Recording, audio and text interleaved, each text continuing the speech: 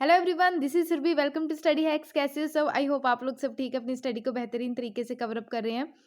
5 नवंबर के आपके ये करंट अफेयर्स हैं, डेली इंपॉर्टेंट करंट अफेयर्स जो आपका सेशन चल रहा है, प्लस स्टैटिक जो पार्ट रहेगा वो मैं इसमें डिस्कस करती हूँ। तो ये जो लेक्चर है काफ़ी ज़्यादा इंपॉर्टेंट होने वाला है आपके एग्जाम्स के पॉइंट ऑफ व्यू से। तो ध्यान से सारी चीज़ों को सुनना है ताकि कोई भी डाउट ना रहे आपके माइंड में। तो आइए ये जो डिस्कशन है वो हम लोग स्टार्ट करते हैं, जो काफ़ी ज़्यादा इंपॉर्टेंट है। पहले जो बात की जा रही है, डे के बारे में डिस्कस किया जा रहा है, जिसका नाम है वर्ल्ड सुनामी डे। यहाँ पे टी जो है वो साइलेंट रहता है, इसको सुनामी के नाम से जानते हैं, वर्ल्ड सुनामी डे। क्लियर? तो ये सेलिब्रेट किया जाता है 5 नवंबर को एवरी ईयर। सुनामी जो देखने को मिलती है अर्थक्वेक की वजह से देखने को मिलती है। ठीक है, तो इस डे का ये पर्पस रहता है कि लोगों में अवेयरनेस फैलाना सुनामी के रिगार्डिंग, कि कैसे चीज़ों को डैमेज जो होती हैं चीज़ें उससे कैसे बचा जा सके, उसको कम किया जा सके जो सुनामी का कारण बनता है। ठीक है, तो थीम क्या है इसकी? Sendai 7 campaign. तो सेंडाई जो फ्रेमवर्क है वो भी हम डिस्कस करेंगे। ठीक है, बेसिकली एम क्या है इसका? सस्टेनेशली एनहेंस करना इंटरनेशनल जो कॉरपोरेशन है, स्पेशली जो डेवलपिंग कंट्रीज़ हैं, जैसे कि हमारी कंट्री है India, developing country, develop country रहती है जैसे जैसे कि यूएसए। ठीक है, तो कैसे हमने एडिक्वेट करना है, सस्टेन करना है। क्लियर? तो नेशनल एक्शन कैसे लेके चलना है, कैसे चीज़ों को इम्प्लीमेंट करना है, ये जो टारगेट रहा है 2030 तक का टारगेट है, जो चीज़ों को हमने क्या करना है, अचीव करना है। तो अब बात करते हैं कि जो गोल्स हैं, सेंडाई जो फ्रेमवर्क है फॉर डिजास्टर रिस्क रिडक्शन के तहत 2015 से लेके 2030 तक। ठीक है, तो सस्टेनेबल डेवलपमेंट गोल्स आपको देखने को मिलते हैं। टोटल 17 सस्टेनेबल डेवलपमेंट गोल्स है, उसमें poverty, zero hunger, good health, wellbeing. ठीक है, तो ये जो गोल्स हैं इसको मद्देनज़र रखते हुए ये सारी चीज़ें सेट कर रखी हैं, जैसे नो पॉवर्टी है। ठीक है, गरीबी, डिज़ास्टर अगर आ जाए किसी रीजन में तो लोग जो हैं, लोगों के घर वगैरह तबाह हो जाते हैं। ठीक है, भेड़ बकरियाँ जो कैटल्स वगैरह रहते हैं वो मर जाते हैं, खेत खेत जो है वो बर्बाद हो जाते हैं। उसकी वजह से जो लोग हैं वो गरीबी में धकेले जाते हैं। ठीक है, तो गरीबी की कैटेगरी में वो आ जाते हैं। फिर नो पॉवर्टी यानी कि गरीबी को हटाना है। ये गोल जो है फर्स्ट टारगेट 1.5 इसमें रखा गया है। नंबर ऑफ डेथ देखने को मिलती है सुनामी की वजह से, पर्सन जो है वो मिसिंग हो जाते हैं। ठीक है, अफेक्ट जो देखने को मिलता है डिजास्टर का, तो पर अगर देखें तो 1 लाख पीपल जो है इससे अफेक्ट हुए हैं। ठीक है, तो अगर इसके अलावा अगर हम बात करें तो डायरेक्ट जो डिज़ास्टर इकोनॉमिक लॉस देखने को मिला, स्पेशली जो भेड़ बकरियां होगी, एग्रीकल्चर जो एक्टिविटी वो तबाह हो जाती है सारी। ठीक है, तो ग्लोबल ग्रोस डोमेस्टिक प्रोडक्शन जो है, ठीक है, उस पर भी काफ़ी ज़्यादा असर पड़ता है। तो ये गोल 11 है, सस्टेनेबल डेवलपमेंट गोल का टारगेट 11.5 इसमें रखा गया है। यहाँ पे आप देख सकते हैं 11 कौन सी बात करते हैं? सस्टेनेबल सिटीज़ एंड कम्युनिटीज़, यानी कि सिटीज़ भी तबाह हो जाती है सुनामी की वजह से। ठीक है, तो आपने देखा होगा सुनामी जो केदारनाथ में आई थी, काफ़ी सारी चीज़ें जो थी वो बर्बाद हो चुकी थी। ठीक है, जो बड़े बड़े होटल्स थे, बड़ी बड़ी जो बिल्डिंग्स थी, ठीक है, तो वो सारी ध्वस्त होगी उसके कारण। अभी जो नेक्स्ट बात की जा रही है, ये बात की जा रही है जो डायरेक्ट डिजास्टर जो इकोनॉमिक लॉस हुआ। ठीक है, ग्लोबल जीडीपी पे असर पड़ता है इसका, इंक्लूडिंग इसमें डिजास्टर जो डैमेज होता है, क्रिटिकल जो इंफ्रास्ट्रक्चर सिस्टम रहता है। ठीक है, बेसिक सर्विसेज जो है वो भी खत्म होती है। ठीक है, बेसिक सर्विसेज जैसे कि पानी की कमी आ जाना, इलेक्ट्रिसिटी प्रॉपर ना आना किसी एरिया में, मोबाइल की जो कनेक्टिविटी है वो ख़त्म हो जाना। ठीक है, इंटरनेट की फैसिलिटी ना होना उस प्रॉपर एरिया में। ठीक है, उसके बाद जो नंबर ऑफ कंट्रीज़ है with national and local disaster risk reduction strategy कैसे लेके चलनी है, ये ग्लोबल जो गोल है टारगेट 11 पॉइंट बी में रखा गया है। उसके बाद गोल जो है sustainable development goal climate change. ठीक है, सुनामी जो आती है, अर्थक्वेक जो आते हैं, फ्लड्स आते हैं, तो क्लाइमेट चेंज के कारण सारी चीज़ें देखने को मिल रही है। तो लोकल गवर्नमेंट जो है, लोकल गवर्नमेंट इसके चलते अडॉप्ट करे, इम्प्लीमेंट करे, जो लोकल डिजास्टर जो रिस्क जो है उसको कैसे कम किया जा सके, स्ट्रेटेजीज लेके चलनी, ताकि लोगों को अवेयर किया जा सके इसके चलते। और सेंडाई जो फ्रेमवर्क है, तो सेंडाई फ्रेमवर्क के चलते कैसे हम वर्क कर सकते हैं, डिज़ास्टर जो रिस्क है उसको कैसे कम कर सकते हैं, 2015 से लेके 2030 तक के ये टारगेट्स रखे गए हैं। आई होप आपको इतनी चीज़ क्लियर हुई होगी। अब हम देख लेते हैं सेंडाई फ्रेमवर्क आखिर है क्या। ये सेंडाई फ्रेमवर्क क्या है? डिज़ास्टर को कम करने के टारगेट्स रखे गए हैं 2015 से लेके 2030 तक, यानी कि 15 ईयर्स के टारगेट्स यहाँ पे सेट कर रखे हैं। ठीक है, और ये अपनी मर्जी से आप इसको साइन कर सकते हैं। ठीक है, कोई भी कंट्री, ये नॉन बाइंडिंग एग्रीमेंट है, यानी कि बाइंडिंग नहीं है किसी भी कंट्री के ऊपर। ठीक है, और रिकॉग्नाइज किया जाता है state as a primary role, यानी कि कंट्री जो है यहाँ पे प्राइमरी रोल जो है ये अदा करती है कम करने के लिए किसको, डिजास्टर रिस्क को, ठीक है। तो यूनाइटेड नेशन जो मेंबर स्टेट्स हैं उनके द्वारा अडॉप्ट किया गया, यूएन के द्वारा अडॉप्ट किया गया सेंडाई फ्रेमवर्क, कब, मार्च 18 2015 में, ये याद रखिएगा। एट दी थर्ड जो यूनाइटेड नेशन वर्ल्ड कॉन्फ्रेंस थी डिजास्टर रिस्क रिडक्शन की, कहाँ पे, सेंडाई सिटी है, ठीक है, कहाँ कहाँ पे है ये, जापान में है, क्लियर। तो इतनी चीज़ क्लियर होनी चाहिए। तो यूनाइटेड नेशंस जो है, तो यूनाइटेड नेशन के द्वारा इंडिया को अर्ली वार्निंग सिस्टम भी प्रोवाइड करवाएगी, रैपिड जो वैक्यूएशन था, मोर मिलियन ऑफ पीपल्स जो थे, ठीक है। तो डेडली जो साइक्लोन आया था फैनी, ठीक है, फैनी साइक्लोन कब आया था, उड़ीसा में आया था, ठीक है। फैनी जो है ये फैनी साइक्लोन का नाम कौन सी कंट्री के द्वारा दिया गया बताइएगा, ठीक है। तो यूनाइटेड नेशन के द्वारा वार्निंग दी गई थी हमारी कंट्री को पहले ही, क्लियर। तो उसकी वार्निंग की वजह से भी कई सारी चीज़ें जो हैं वहाँ पे जो है क्या देखने को मिली, काफ़ी ज़्यादा चीज़ें जो हैं वो ध्वस्त होगी, ठीक है। जैसे फ्लड की वजह से, साइक्लोन की वजह से, सुनामी की वजह से, ठीक है। तो उसके कारण जो है जो लैंड है वो बर्बाद हो गए, कैटल्स जो है वो मर गए, ठीक है। तो ये सारी चीज़ें देखने को मिली। लोग जो हैं एक जगह से दूसरी जगह गए अपने घरों को छोड़ के, ये भी चीज़ें देखने को मिली इसकी वजह से। स्टेट गवर्नमेंट जो थी उड़ीसा की, ये one of the biggest human evacuation है हिस्ट्री की अगर बात करें तो, रिकॉर्ड रहा है 1.2 मिलियन पीपल का, यानी कि 1.2 मिलियन पीपल को एक जगह से दूसरी जगह क्या किया गया, उनको अपनी घरों को छोड़ के एक दूसरी जगह जाना पड़ा, ठीक है, 24 आवर्स में, due to improve forecasting models, public awareness campaign and well drilled evacuation plan, ठीक है। तो ये सारी चीज़ें देखने को मिली। आई होप आपको ये सारी चीज़ें क्लियर हैं। सेंडाई फ्रेमवर्क आखिर होता क्या है। तो सस्टेनेबल डेवलपमेंट गोल्स कितने हैं, 17 हैं। तो यहाँ पे हमने बात की फर्स्ट की, 11 की और 13 की, क्लाइमेट चेंज की, जो इंपॉर्टेंट है। आई होप आपको ये सारी चीज़ें क्लियर हुई होंगी। नेक्स्ट अगर हम बात करें तो नेक्स्ट बात की जा रही है सामाजिक अधिकारिता शिविर, ठीक है। तो सामाजिक अधिकारिता शिविर जो है रिसेंटली ही ये क्या किया गया, इसको लॉन्च किया गया इस शिविर को। सोशल एम्पावरमेंट कैंप है ये, ठीक है।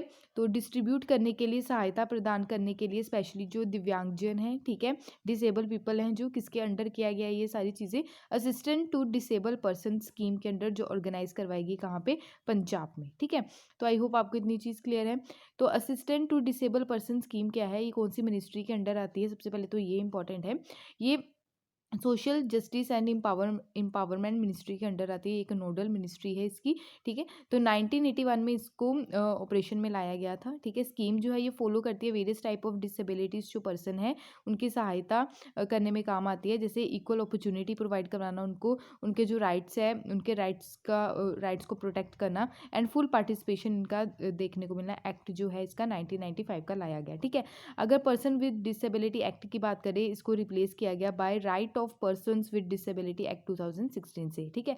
तो आई होप आपको इतनी चीज़ क्लियर हुई होगी। उसके अलावा अगर हम और बात करें डिटेल में जाने तो इसका ऑब्जेक्टिव क्या है कि जो पर्सन विद डिसेबिलिटी हैं उनकी सहायता करना, ठीक है। तो सोफेस्टिकेटेड एंड साइंटिफिकली जो मैन्युफैक्चर्ड चीज़ें, मॉडर्न स्टैंडर्ड एड प्रोवाइड करवाना, प्रमोट करना इनका फिजिकल एंड सोशल साइकोलॉजी का रिहेबिलिटेशन करना, ठीक है। तो ताकि रिड्यूस कर सके हम जो इफ़ेक्ट देखने को मिलते हैं डिसेबिलिटी के, और एनहेंस कर सके इकोनॉमिक पोटेंशियल, ठीक है। ग्रांट जो दी जाती है, ग्रांट की अगर हम बात करें, ग्रांट इन एड जो है तो सेंटर के द्वारा भी प्रोवाइड करवाया जाता है और स्टेट के द्वारा भी प्रोवाइड करवाया जाता है, ठीक है। तो ये रिलीज़ किया जाता है वेरियस इम्प्लीमेंटिंग जो एजेंसीज है, जैसे आर्टिफिशियल लिम्स हो गया, आर्टिफिशियल लिम्स यानी कि जो लेग रहती है, ठीक है। तो आर्टिफिशियल लिम्स को बोलते हैं, manufacturing corporation of India, national institute, ठीक है। कंपोसाइट रीजनल सेंटर्स हो गए, district disability rehabilitation centre, state handicap development corporation, non governmental NGOs, ये सारी मिलकर यहाँ पे काम करती है परचेज एंड डिस्ट्रीब्यूट करने के लिए एड एंड असिस्टिव डिवाइसेस, ठीक है। दिव्यांगजन और दिव्यांग, इनके बारे में अगर बात करें तो स्टार्टिंग में 2015 की अगर बात करें तो प्राइम मिनिस्टर ऑफ इंडिया यानी कि नरेंद्र मोदी जी के द्वारा डिसाइड किया गया कि जो पर्सन विद डिसेबिलिटीज़ है, ठीक है, तो उनको रेफर किया जाएगा एज ए डिसेबल पर्सन और विकलांग, someone with non functional body parts, ठीक है। तो जिनका बॉडी पार्ट आपको देखने को मिलता है, कईयों का हाथ नहीं है, कईयों का पाँव नहीं है, ठीक है। तो instant they will be refer to a दिव्यांगजन और दिव्यांग, इनको इनके नाम से जाना गया, one with the divine body, clear. अगर बात करें आर्टिकल 41 के हमारे संविधान में पार्ट 4 में, ठीक है, पार्ट 4 में directive principle of state policy है, उसमें आर्टिकल 41 की बात की जाती है। तो 41 क्या बोलता है कि स्टेट को क्या है, जो पॉलिसीज़ है वो इम्प्लीमेंट करनी है, स्पेशली जो सिक्योर करना है उनके राइट टू वर्क, ठीक है, एजुकेशन, पब्लिक असिस्टेंस, केसेस जो रहते हैं अनएम्प्लॉयमेंट के, old age, sickness, disable person के, ठीक है, इकोनॉमिक कैपेसिटी एंड डेवलपमेंट करना, ठीक है। तो सब्जेक्ट जो है relief of the disable and unemployable, तो स्पेसिफाई किया गया है स्टेट लिस्ट में, ठीक है, तो ये याद रखना है। तो हमारे संविधान में टोटल जो शेड्यूल्स हैं, ठीक है, 7th शेड्यूल में टोटल 12 शेड्यूल्स हैं, ठीक है। तो उसमें जो 7th शेड्यूल में उसमें बात की गई है, जैसे सेंट्रल लिस्ट, स्टेट लिस्ट और कॉन्करेंट लिस्ट। अगर डिसेबल पर्सन और अनएम्प्लॉयबल की बात करें तो उनको रिलीफ प्रोवाइड करवाना, तो वो स्टेट लिस्ट में रखा गया है, ठीक है। तो आई होप आपको इतनी चीज़ क्लियर है। तो नेक्स्ट चलते हैं। असिस्टेंट की अगर बात करें, यानी कि सहायता जो प्रोवाइड करवाई जाती है, जो ग्रांट दी जाती है, एड्स दी जाती है, ठीक है, do not cost more than, यानी कि 10,000 से ज़्यादा जो है, इससे ज़्यादा नहीं होगा जो कवर किया जाएगा स्कीम के अंडर सिंगल डिसेबिलिटी पर्सन के लिए, यानी कि एक डिसेबल पर्सन को 10,000 दिया जाएगा स्कीम के तहत, ठीक है। तो कुछ केसेस में जो लिमिट रखी गई है, तो 12,000 भी रखी गई है। केस जो है जैसे मल्टीपल डिसेबिलिटीज़ देखने को मिलती है, ठीक है, किसी पर्सन में, ठीक है। मल्टीपल डिसेबिलिटीज़ का मतलब क्या रहता है, किसी का पाँव नहीं है, ठीक है, एक ही पर्सन का पाँव नहीं है, वो देख नहीं पाता है, ठीक है। तो ऐसे भी कई पर्सन्स हैं, तो उनको इंडिविजुअल जो सेपरेटली रखा गया है केसेस में, जिनको मोर देन 18 एप्लीकेंट्स रिक्वायर्ड कर रखे हैं, यानी कि 12,000 से ज़्यादा भी है। फुल कॉस्ट अगर देखें तो इसकी, तो इनकम जो है जिसकी up to 15,000 per month and 50% cost जो है एड यानी कि सहायता दी जाती है, income between 15,001 to 20,000 per month जिनकी है, ठीक है। तो आई होप आपको इतनी चीज़ क्लियर है। नेक्स्ट है मुल्ला पेरियार डैम के बारे में यहाँ पे बात की जा रही है।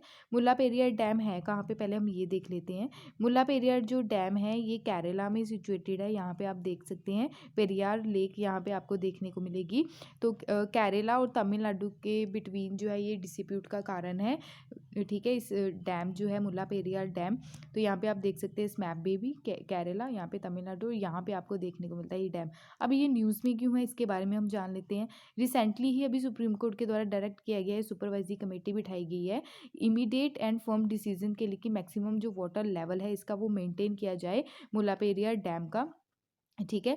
यानी कि बारिश के कारण काफ़ी ज़्यादा यहाँ का पानी जो है वो रेज हो गया है। तो मिनिस्ट्री ऑफ जल शक्ति के द्वारा कॉन्स्टिट्यूट की गई है 3 मेंबर सुपरवाइजर कमेटी, इशू जो है इसको सेटल डाउन करने के लिए मुल्ला पेरियार डैम बिटवीन जो इशू देखने को मिलता है केरला एंड तमिलनाडु का। और अगर इस डैम की बात करें तो ये लोकेटेड है मुल्लायार एंड पेरियार रिवर्स के ऊपर, ठीक है। तो केरला जो इदुक्की डिस्ट्रिक्ट है वहाँ पे। रिजर्वियर की अगर बात करें तो यहाँ पे रिजर्व है, पेरियार टाइगर रिजर्व है, ठीक है। तो यहाँ पे सबरीमाला टेम्पल भी आपको देखने को मिलता है, क्लियर। तो काफ़ी ज़्यादा न्यूज़ में था ये। तो ऑपरेट इसको एंड मेंटेन किसके द्वारा किया जाता है तो केरला में है, बट ऑपरेट एंड मेंटेन किसके द्वारा किया जाता है, तमिलनाडु स्टेट के द्वारा किया जाता है, ये इंपॉर्टेंट है, ठीक है। तो ड्रिंकिंग वाटर एंड इरीगेशन जो है सारी चीज़ें इसी के ऊपर डिपेंड है यहाँ पे। तो ये require 5 of the southern district, यानी कि 5 जो डिस्ट्रिक्ट्स हैं तमिलनाडु की, तो वहाँ की लाइफलाइन माना जाता है इसको। अकॉर्डिंग टू अगर देखें तो 999 ईयर्स लीज एग्रीमेंट जो है वो ड्यूरिंग ब्रिटिश रूल के ड्यूरेशन में साइन किया गया था, ठीक है। ऑपरेशनल राइट्स जो हैं इसके हैंडेड, यानी कि जितने भी राइट्स हैं वो ब्रिटिशर्स के द्वारा तमिलनाडु को दे दिए गए थे, ठीक है। तो इसलिए जो है मेंटेन किसके द्वारा किया जाता है, तमिलनाडु के द्वारा किया जाता है। अगर बात करें centre of the decades old dispute जो है केरला की अगर बात करें तो ये सिचुएटेड है केरला में।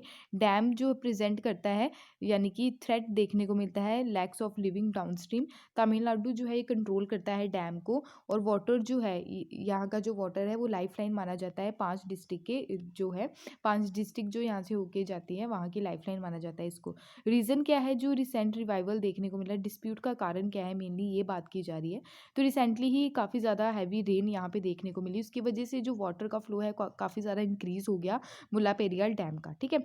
तो वाटर जो है जो देखने को मिलता है मुल्ला पेरियार, वो काफ़ी ज़्यादा फ्लो हुआ डाउनस्ट्रीम, जो इदुक्की रिजर्वियर है वहाँ पे काफ़ी ज़्यादा फैला, फ्लड की कंडीशन भी वहाँ पे देखने को मिली, जिसकी वजह से काफ़ी ज़्यादा नुकसान भी हुआ। तो सुप्रीम कोर्ट के द्वारा 2018 में एग्री किया गया कि जो वाटर लेवल है मुल्ला पेरियार रिजर्व का, वो मेंटेन किया जाए 2 और 3 फीट बिलो, ठीक है। तो 142 फीट इसकी लिमिट रखी गई, इमीडिएट प्रिकॉशन लिया गया, ठीक है, लिया जाए ऐसा बोला गया। तो अगेंस्ट यानी कि फ्लड और डिजास्टर की कंडीशन ना बने उस एरिया में, ठीक है। तो आई होप आपको इतनी चीज़ तो क्लियर हुई होगी। अब बात करते हैं जो इंपॉर्टेंट है पेरियार रिवर और इदुक्की डैम के बारे में, ठीक है। तो पेरियार रिवर जो है ये पहले भी न्यूज़ में रहा, सबरीमाला टेम्पल जो है, ठीक है, पेरियार टाइगर रिजर्व उसकी वजह से। तो पेरियार रिवर जो है ये लॉन्गेस्ट रिवर मानी जाती है केरला स्टेट की। इसकी लेंथ है 244 किलोमीटर और इसको लाइफलाइन माना जाता है केरला का। तो ये पेरिनियर रिवर है, ठीक है, पेरिनियर रिवर है ये इस स्टेट की। पेरियार रिवर जो है ये ओरिजिनेट होती है शिवागिरी हिल्स जो है वेस्टर्न घाट से, ठीक है। तो वेस्टर्न घाट्स में कौन कौन सी स्टेट्स आ जाती हैं, यहाँ पे आप देखिए वेस्टर्न घाट्स है और ये ईस्टर्न घाट्स है। तो वेस्टर्न घाट्स में गुजरात है, महाराष्ट्र, गोवा, कर्नाटका, केरला और तमिलनाडु, ठीक है। 6 स्टेट्स जो हैं ये वेस्टर्न घाट्स में आ जाती हैं, तमिलनाडु भी इसमें रिकॉग्नाइज किया जाता है। तो वेस्ट बंगाल, उड़ीसा, आंध्र प्रदेश एंड तमिलनाडु, ये 4 स्टेट्स जो हैं ये किस में आती हैं, ये ईस्टर्न घाट्स में आती हैं। तो ये वेस्टर्न घाट्स जो हैं वहाँ से ओरिजिनेट होती है, ठीक है। तो मेन ट्रिब्यूटरी जो है पेरियार की वो है मुथ्री पूजा, ठीक है, मुलायर, चेरुथोनी, पेरिन जनकुती, ठीक है। तो इदुक्की डैम की अगर बात करें तो ये कहाँ पे लोकेटेड है, केरला में लोकेटेड है। डैम जो है ये 2 माउंटेन्स के बिटवीन है, कुरावनमला और कुराथीमला, ठीक है, इसके बिटवीन ये डैम लोकेटेड है। ये one of the highest arch dam है एशिया का और 3rd टॉलेस्ट आर्च डैम है, ठीक है। तो बिल्ट यानी कि बना किस पे है, ये पेरियार रिवर के ऊपर बना है। रिवाइन है बिटवीन कुरावन एंड कुराथी हिल्स जो है केरला की। इसको कंस्ट्रक्ट किया गया केरला स्टेट इलेक्ट्रिसिटी बोर्ड के द्वारा, इसको ऑन किया जाता है एंड सपोर्ट किया जाता है, यानी कि 780 megawatt hydro electric power station है यहाँ पे, ठीक है। तो आई होप आपको इतनी चीज़ जो है वो क्लियर है। नेक्स्ट चलते हैं, ब्रह्मपुत्रा टनल के बारे में यहाँ पे बात की जा रही है, इंपॉर्टेंट है, ठीक है। तो लोकेशन इसकी हम देख लेते हैं, ये अंडर वाटर टनल है, ठीक है, याद रखिएगा ये एक एकलौती अंडर वाटर टनल है, ब्रह्मपुत्रा रिवर के बिटवीन यहाँ पे बनी है, असम में है ये, ठीक है। तो ये कनेक्ट करती है गोपुर नेशनल हाईवे जो 54 है और नुमालीगढ़ नेशनल हाईवे 37, कहाँ का, असम का। तो ये अगर देखें तो अराउंड ईयर अगर देखें तो कनेक्टिविटी ये प्रोवाइड करवाती है नॉर्थ ईस्ट स्टेट की, ठीक है। तो असम और अरुणाचल प्रदेश के बिटवीन यहाँ पे आप देख सकते हैं, अगर यहाँ पे देखें, यहाँ पे आपको क्लियर दिखेगा इस मैप में, ठीक है। तो अरुणाचल प्रदेश से असम और ये बांग्लादेश की ओर भी जाती है, ठीक है। तो आई होप आपको इतनी चीज़ क्लियर है। तो national highway and infrastructure development corporation limited जो है, ठीक है, तो ये USA based firm Louis Berger है। तो यहाँ पे इसकी मदद से ये जो है टनल ये रेडी की गई है, ठीक है। तो आई होप आपको ये सारी चीज़ क्लियर होगी। नेक्स्ट जो बात की जा रही है, नेक्स्ट बात जो की जा रही है, one sun one world and one grid initiative. ये प्राइम मिनिस्टर ऑफ इंडिया जो है हमारी कंट्री के श्री नरेंद्र मोदी जी के द्वारा ये इनिशिएटिव लिया गया है, one sun one world one grid, यानी कि अगर सन एक है, ठीक है, सन तो एक ही है, वर्ल्ड भी एक है, तो ग्रिड भी एक ही होना चाहिए, ठीक है। तो सोलर पावर की कैपेसिटी को बढ़ाने के लिए ये इनिशिएटिव लिया गया है। प्राइम मिनिस्टर जो है हमारे इंडिया के श्री नरेंद्र मोदी जी, उनके द्वारा साथ में मिलके British counter part Boris Johnson जो है, ठीक है, उनके साथ मिलकर ये लॉन्च किया गया है जॉइंटली। अब ये क्यों लॉन्च किया गया है, क्योंकि COP26 की आपको मीटिंग देखने को मिली, कॉन्फ्रेंस ऑफ पार्टीज़ की, कहाँ पे, ग्लासगो, ठीक है, यूके में। तो इनिशिएटिव ये COP26 क्लाइमेट मीट जो रही ग्लासगो, वहाँ पे लिया गया। प्रोजेक्ट का नाम जो सेटअप किया गया, trans national electricity grid to supply करने के लिए solar power across the world, ठीक है। तो अक्रॉस दी वर्ल्ड ये सोलर पावर जो है वो सप्लाई करनी है, उसकी वजह से ये इनिशिएटिव लिया गया है। तो मोस्ट जो एम्बिशियस ये स्कीम है इंडिया के द्वारा ये स्टार्ट की गई है, इकोनॉमिक, ताकि हमारी कंट्री को इकोनॉमिक जो बेनिफिट हो सके। प्लान जो है ऑल्सो लिवरेज किया गया इंटरनेशनल सोलर अलायंस, ठीक है। तो आई होप आपको ये सारी चीज़ें क्लियर हुई होंगी। बात कर लेते हैं इंटरनेशनल सोलर अलायंस के बारे में, ठीक है। तो ये स्टार्ट कब किया गया इसको, ये 2015 में 13 नवंबर को, ठीक है। तो ये आप देख सकते हैं हेडक्वार्टर इसके कहाँ पे है, इकलौती इंटरनेशनल ऑर्गेनाइजेशन है जिसका हेडक्वार्टर हमारी कंट्री में है, वो कहाँ पे है, गुरुग्राम में है। ठीक है, 124 मेंबर्स है आज के टाइम में इसके। डायरेक्टर कौन है, अजय माथुर हैं। क्लियर। तो आई होप आपको ये सारी चीज़ें क्लियर हुई होंगी। तो कंट्रीज़ वही हैं मेंबर्स जो आपको देखने को मिलती है, जो tropic of cancer and tropic of capricorn के बिटवीन कंट्रीज़ है। इस मैप में देखिए आप। ठीक है, जो ट्रॉपिक ऑफ कैंसर की लाइन जहाँ जहाँ से होके गुजरती है, ट्रॉपिक ऑफ कैप्रिकॉर्न की लाइन जहाँ जहाँ से होके गुजरती है, तो वही कंट्रीज़ जो हैं ये मेंबर हैं इसकी। ठीक है, तो एम क्या है कि एनर्जी जो है उसकी हम लोगों को ज़रूरत है हार्नेसिंग करने के लिए, स्पेशली सोलर एनर्जी। ठीक है, तो ग्लोबल डिप्लॉयमेंट की अगर बात करें तो 1000 गीगावाट सोलर जनरेशन कैपेसिटी हम लोगों ने क्या करनी है, जनरेट करनी है 2030 तक। और इसमें इन्वेस्टमेंट जो किया गया है 1000 बिलियन US डॉलर का। ठीक है, तो आई होप आपको ये सारी चीज़ें क्लियर हुई होंगी जो काफ़ी ज़्यादा इंपॉर्टेंट है। ये थे important current affairs plus static part जो है। क्लियर।